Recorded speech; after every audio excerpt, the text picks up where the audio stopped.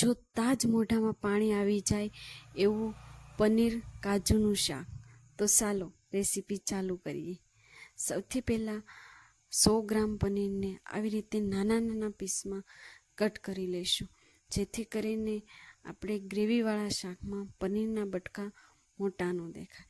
તો આવી રીતે એકદમ ફાઇન ચોપ કરી લેવાનું છે, જેથી કરીને પનીર મોઢામાં જાતા જ ઓગળી જાય. તેના માટે આપણે 7 થી 8 ડુંગળી લઈ લીધી છે અને તેને સારી રીતે રફલી ચોપ કરવાની છે. સાવ ફાઇન ચોપ નથી કરવાની, જેથી કરીને આપણે એની ગ્રેવી બનાવવાની છે. અને 2 મોટા નંગ ટમેટાં લેવાના છે અને આદુ, લસણ, મરચાં અને ધાણા આ પણ લઈ લેવાનું છે. અને જે આ 2 મોટા નંગ ટમેટાં લીધા છે તેને પણ ડુંગળીની જેમ રફલી ચોપ કરવાના છે. ત્યાર પછી આપણે ડુંગળીની પેસ્ટ કરી લઈશું, ટમેટાની પણ પેસ્ટ કરી લઈશું અને આદુ, લસણ, ધાણા આની પણ પેસ્ટ કરી લઈશું. ત્યાર પછી આપણે 10 થી 15 નંગ આપણે કાજુ લઈ લીધા છે. તેને આપણે 2 ભાગમાં ડિવાઈડ કરી અને પછી તેને 4 ભાગમાં ડિવાઈડ કરવાના છે. આવી રીતે સરસ મજાના કટકા કરી લેવાના છે. ત્યાર પછી આપણે એક તવીમાં તેલ ગરમ મૂકવાનું છે. તેલ સરસ મજાનું થઈ જાય ત્યાર પછી તેમાં આપણે જીરું ઉમેરીશું. જીરું સરસ મજાનું ફૂટી જાય ત્યાર પછી આપણે તેમાં આખા મસાલા પણ એડ કરીશું. લાલ મરચું, તમાલપત્ર અને આખા મસાલા. આ સરસ મજાનું ફૂટી જાય અને સરસ મજાનું તળાઈ જાય, સંતળાઈ જાય ત્યાર પછી આપણે તેમાં હિંગ નાખીશું.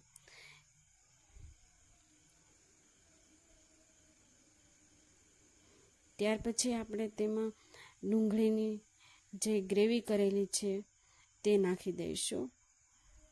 સરસ મજાની ગ્રેવીને આપણે 2 થી 3 મિનિટ માટે, જ્યાં સુધી કલર ચેન્જ થાય ત્યાં સુધી આપણે એને સંતળાવા દેવાની છે.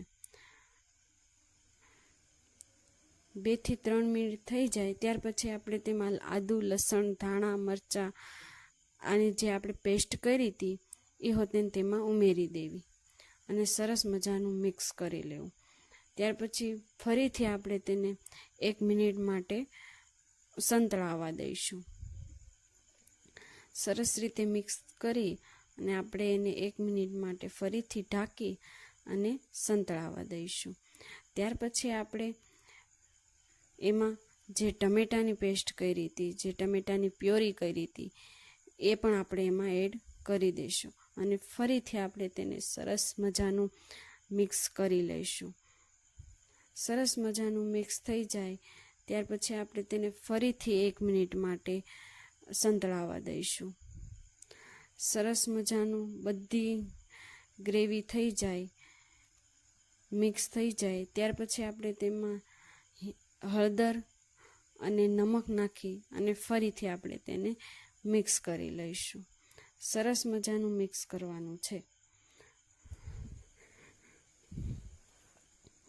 ફરીથી આપણે તેને મિક્સ કરી લઈશું અને ફરીથી આપણે તેને 1 મિનિટ માટે કૂક થવા દેવાનું છે.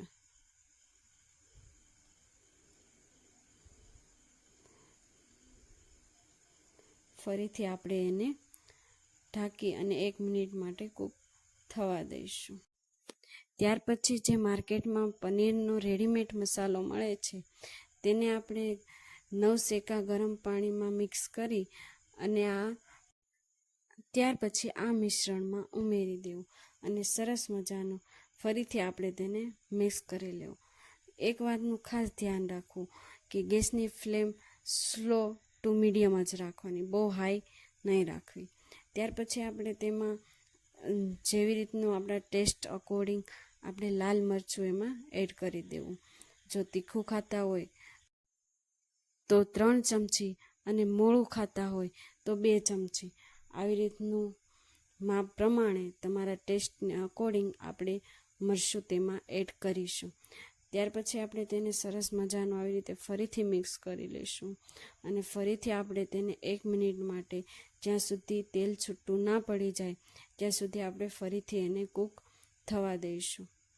સારી રીતે સંતળાઈ જાય અને કૂક થઈ જાય ત્યાર પછી આપણે તેમાં ચોપ કરેલું જે પનીર છે તે આપણે તેમાં એડ કરીશું. સારી રીતે આપણે તેમાં એડ કરી દઈશું આવી રીતે સરસ મજાનું. અને ત્યાર પછી આપણે ફરીથી તેને એક વખત હલાવી લઈશું.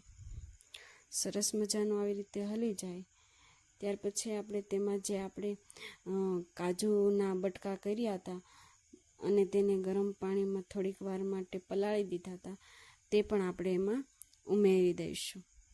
એટલે સરસ મજાનું કાજુ અને પનીર બે મિક્સ થઈ જાય. સરસ મજાનું આપણે બે મિક્સ કરી દેવાનું છે અંદર નાખી અને પછી આપણે તેને સરસ મજાનું હલાવી લઈશું. એટલે સરસ મજાનું આપણે પનીરનું કોટિંગ થઈ જશે અને ગ્રેવી થઈ જશે.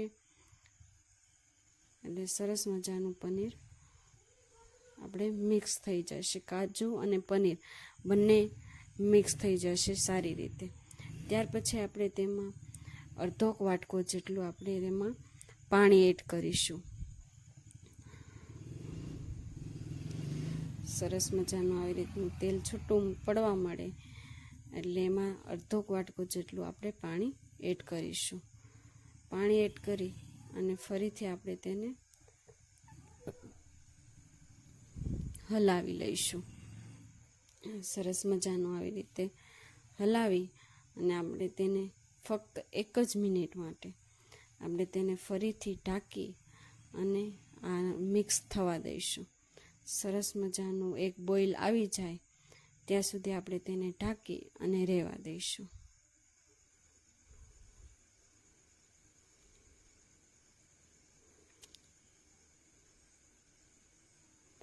સરસ આપણે ઢાંકી દીધું છે.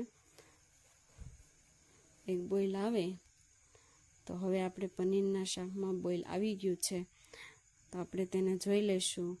અને ત્યાર પછી આપણે તેમાં 2 ચમચી ધાણા જીરું અને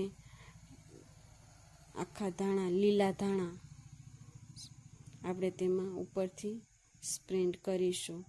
તો તૈયાર છે આપણું ડિલિશિયસ ગુજરાતી સ્ટાઇલ પંજાબી શાક પણ ગુજરાતી સ્ટાઇલમાં ટેસ્ટી અને એકદમ યુનિક રીતે ફટાફટ ઝડપથી બની જતું કાજુ પનીરનું શાક. જોતાં જ મોઢામાં પાણી આવી જાય અને મોઢામાં મેકતા જ ઓગળી જાય તેવું કાજુ પનીરનું શાક તૈયાર છે. તો